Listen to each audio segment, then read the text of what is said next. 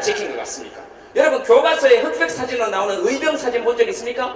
구한반 의병 사진 다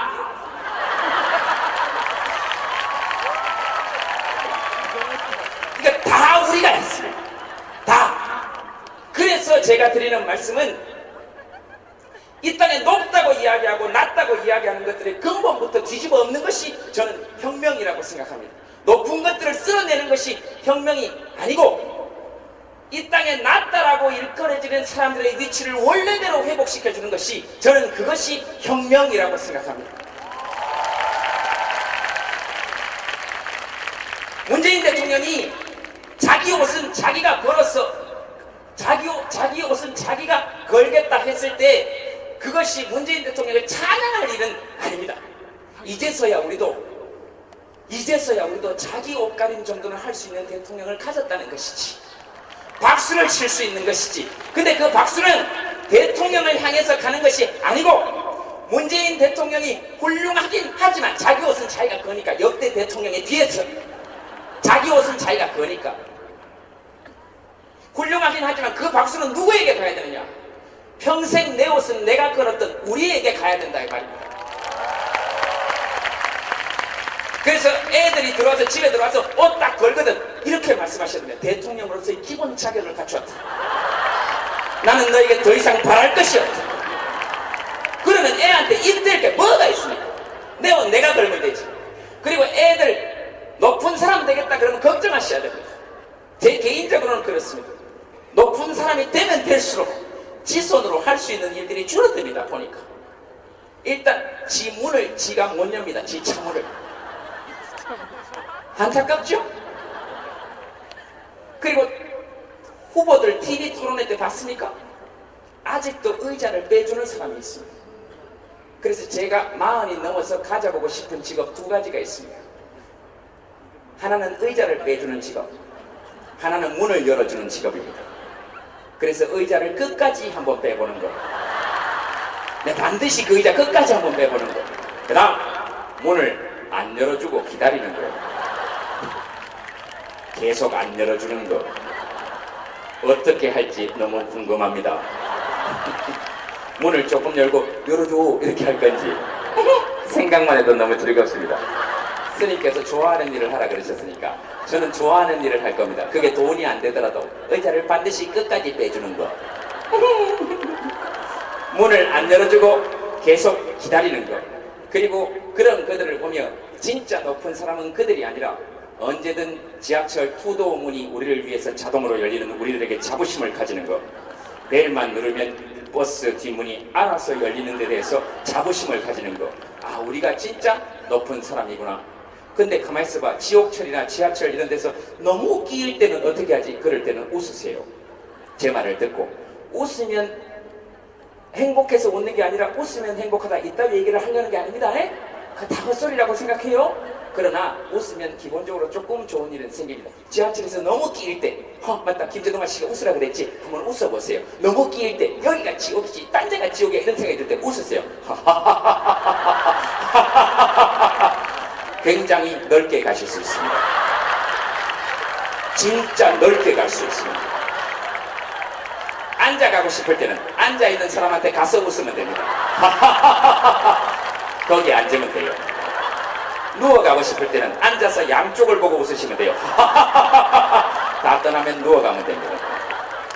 아침에 똑같은 시간에서 똑같은 번호의 버스에서 그걸 일주일만 하시면 그 버스를 혼자 타고 다니실 수도 있습니다. 이런 많은 방법들이 우리에게는 있어요. 그러니까 우리 스스로에 대한 자부심은 그런 데서 나온다고 생각합니다. 정치인을 풍자하는 데서 끝내는 것이 아니고 반드시 높은 투표율을 기록해서 주인이 누구인지를 알려주는 것, 90%의 투표율, 100%의 투표율이 나와서 모든 국민을 두려워하게 만드는 것, 된 사람은 다음에 또 되려고 노력하게 만드는 것, 떨어진 사람은 간당간당하게 떨어져서 다음에 되려고 노력하게 만드는 것. 그래서 임명권자에게 또는 공천권자에게 충성하는 것이 아니라 자기들의 주인인 시민들에게 충성할 수 있도록 경쟁의 장을 열어주는 것, 저는 그것이 진짜 정치에 대해서 우리가 가져야 될 자세라고 생각합니다. 그래서 대한민국 헌법 제7조에 나와 있는 공무원은 국민 전체에 대한 봉사자이며 국민에 대하여 책임을 진다 하는 것을 뼛속 깊이 느끼게 해줄 수 있는 것, 당신들의 주인이 우리라는 것을 알게 해주는 것, 저는 그런 것이 진짜 정치의 출발이라고 생각합니다. 그 다음, 요즘 적폐청산 이런 이야기 많이 합니다. 그러나 저는 개인적으로 좌가 잡으면 우를 쓸어버리고 우가 잡으면 좌를 쓸어버리고 민주화 정권을 잡으면 산업화 정권을 쓸어버리고 산업화가 잡으면 민주화를 쓸어버리는 것은 잘못된 점은 적발해서 고치는 것이 옳지만 그런 방식으로만 접근하는 것은 개인적으로 옳지 않다고 생각합니다. 지금 잘못된 시스템을 고치는 것은 중요합니다. 누가 내 돈 22조 원을 갖다가 4대 강바닥에 박았는지 알아내는 것은 굉장히 중요합니다. 굉장히 중요합니다. 그런 의미에서의 적폐청산이 이루어져야 한다고 생각합니다. 왜냐하면 길거리 가다가 내 돈 22,000원만 뺏겨도 소매치기 당해도 억울하지 않습니까? 그 다음, 지금 청년들, 우리 아이들 일할 때 시급 5,580원에서 6,030원에서 6,470원에서 내년에 7,530원을 올릴 때까지 얼마나 힘들었는지 아십니까? 그리고 내 친구 조중동 씨라고 있습니다. 내 친구 중에. 내 친구 조중동은 우리 아이들 아르바이트에서 시급 7,530원 받아서 그것 조금 올라가면 온 나라가 망할 듯이 떠들어대요.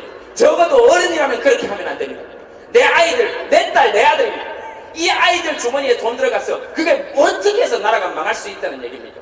재벌들이 수백 조씩 사내유보금 쌓아놓고 정치인들이 수십 조씩 수백 조씩 우리 세금 낭비할 때는 전부 다 입국 쳐닫고 있다가 겨우 우리 애들 지금 7,530원을 올리는 게 그게 뭐가 그렇게 나라가 망할 일입니까? 어른이라면 얘들 주머니에 돈 좀 있어야 된다 이렇게 얘기할 수 있어야 되는 거 아닙니까? 그리고 자영업자들 다 망해간다 이렇게 경가릅니다. 자영업자들 아이들은 아이들 아닙니까? 그리고 자영업자들이 왜 지금 힘듭니까? 애들 주머니에 돈이 없어서 그렇습니다. 아이들 전부 다 여기 지금 열심히 일해서 돈 좀 더 벌면 얘들이 딴집 딸처럼 말을 사겠습니까? 올림머리를 하겠습니까? 경기를 자기 것만 쓰겠다 그러겠습니까? 자기 방을 온통 거울로 꾸미겠습니까? 그렇지 않습니다.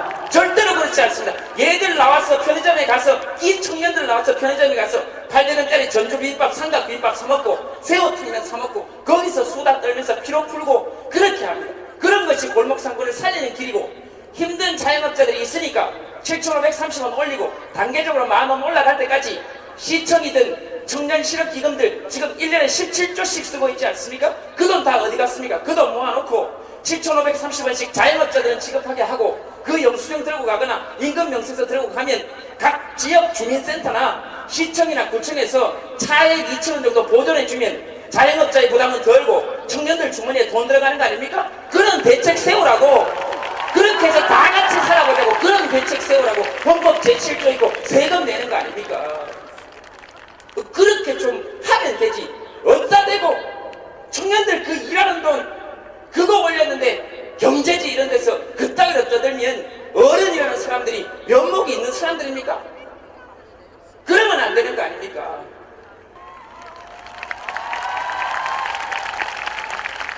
그래서 제가 생각하는 진짜 적폐청산은 잘못된 과거의 일, 과거 정권의 일을 밝혀내는 것도 물론 중요한 것이고 밝혀내야죠. 우리 세금 22조 가져가서 강 바닥에 처박아 넣었으면 물어봐야 될 거 아닙니까? 너 그 돈으로 뭐 했니? 그랬더니 로봇 물고기 만들었습니다.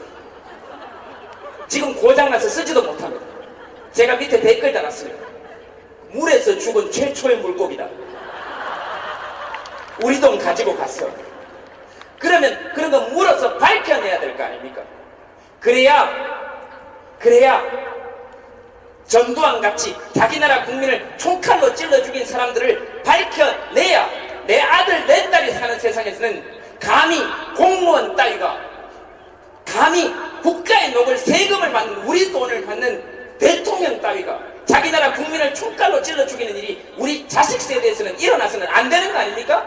그러니까 밝혀내야죠. 그리고 우리 애들 딸들 돈 함부로 가져다가 지 돈처럼 쓰면 안 되는 거 아닙니까? 강도가 들면 강도야 하면 인근의 집에서 불만 밝혀져도 그 강도가 도망간다 그러지 않습니까? 그래서 함께 지켜봐야 됩니다. 우리 돈 어디에 쓰는지. 그래서 어두운 곳에 이곳에 이 22조나 더 되는 돈을 싸그리 다 지돈처럼 쓴 사람이 있다면 이곳에 명명백백하게 불을 밝혀야 됩니다. 이곳에 명명백백하게 불을 밝혀야 됩니다. 합치면 이곳에 명명백백하게 밝혀야 된다 하면 어쨌든 그렇게 나오는 건데요. 그런 것들을 알아냄과 동시에 제가 생각하는 큰 적폐청산은 40대 이상의 어른들이 10대와 20대, 30대가 살아갈 세상에 우리가 혹시라도 장애물을 만들어 놓았다면 그것을 걷어주고 가는 것이 진짜 적폐청산이라고 생각합니다. 산업화의 공을 이루신 60대, 70대, 80대 아버님, 어머니들과 함께 손잡고 민주화의 공을 이루어낸 50대, 60대, 40대까지 함께 손잡고 산업화 세대와 민주화 세대를 이루어낸 세대적 자부심을 가지고 대신 그 과정 속에서 10대와 20대가 겪어야 될 장애물들이 있다면 싸울 것이 아니고 함께 손잡고 그들의 장애물을 걷어내 주어야 합니다. 그 중에 제일 큰 것이 이 땅에 사는 사람들에게 10대와 20대에게 가장 큰 것으로 해놓은 것이 지금 분단입니다. 40대 어른들은 지금 좌우 진보 보수를 막론하고 이 땅에 사는 10대와 20대들은 더 이상 분단이라는 장애물에 갇혀 살지 않도록 함께 노력해 주어야 그것이 저는 진짜 적폐청산이라고 생각합니다. 그래 주어야 합니다. 그래서 지금의 10대, 20대, 지금 5살, 6살 되는 아이들은 수학여행 갈 때 기차 잡아타고 서울에서 잡아타고 부산에서 잡아타고 대구에서 잡아타고 대전에서 잡아타고 광주에서 잡아타고 평양 거쳐서 블라디보스토크 거쳐서 포르투갈의 리스본까지 수학여행 갈 수 있는 통일 한국 시대의 기반을 닦아주는 것이 40대 이상의 어른들이 이들을 위해서 해줄 수 있는 일입니다. 저는 그것이 진짜 적폐청산이라고 생각합니다. 그렇게 해줍시다. 그리고 지금의 20대들이 환갑잔치를 할 때는 금강산 가든이 아니라 금강산에서 할 수 있도록 그런 시대를 열어주는 것이 압록강 바라보면서 대동강 맥주를 여기서 서울에서 마시는 것이 아니라 수틀리면 서울에서 택시 딱 잡고 대동강 갑시다 해서 대동강을 바라보면서 맥주를 마실 수 있는 시대의 기틀을 닦아주는 것이 그래서 산업화 시대, 민주화 시대가 어른들이 함께 손잡고 지금의 10대, 20대가 통일세대가 될 수 있도록 한반도에서 가장 큰 일을 이루어낸 맨날 움츠러 있는 청년이 아니라 대륙을 향해서 발판을 닦아낸 통일 대한민국의 기초를 닦아낸 통일신라 시대 이후 가장 넓은 영토를 가진 한반도의 최초의 나라 지금까지는 단군의 고조선, 해모수의 부여, 주몽의 고구려, 온조의 백제, 김수로의 가야, 박혁거세의 신라, 대조영의 발해, 왕건의 고려, 이성계의 조선, 고종의 대한제국이었지만 1948년 7월 12일 이후로는 대한국민의 대한민국이기 때문에 이들이 최초로 한반도에 대한국민의 통일 대한민국을 열어낼 수 있도록 함께 힘을 모아서 이들은 전쟁의 위협이 없는 세상에서 살 수 있도록 뜻을 모아서 40대 이상의 어른들이 뜻을 모아야 이들이 사는 세상의 장애물을 걷어낼 수 있다고 생각합니다. 저는 그것이 진짜 적폐청산이라고 생각합니다. 저는 그렇게 생각합니다. 시간이 제가 쓸 수 있는 시간이 거의 다 된 것 같습니다. 끝내야 됩니다 이제. 에? 뭐 이런 소리 하지 마세요. 끝내야 됩니다. 자, 그래서 제가 여러분들께 마지막으로 드리고 싶은 말씀은 아까 말씀드렸죠. 저는 쌀 같은 관계가 없습니다. 그래서 저는 앞으로 연애를 하는 것에 집중할 생각입니다. 다시는 뭐 이런 큰 자리에 모여가지고 뭐 통일, 정치 이런 얘기 저도 별로 하고 싶지 않아요. 그래서 여러분들이 이제 대신 해주셔야 됩니다. 아까도 말씀드린 것처럼 여러분들의 대한민국이기 때문에 북한 정권을 믿다 하더라도 이 땅에 한반도의 평화를 정착시키는 일은 여러분들이 해주셔야 됩니다. 11월 5일이죠, 스님? 11월 5일입니까? 세종문화회관 앞에 2시 전쟁 반대를 위한 평화실천 시민연대 맞습니까?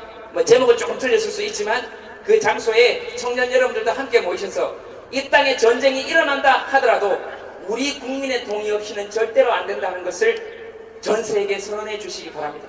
그래야 우리 아이들이 사는 세상에서는, 여러분들이 사는 세상에서는, 그리고 제가 심정 같아서는 그런 선언하고 싶어요.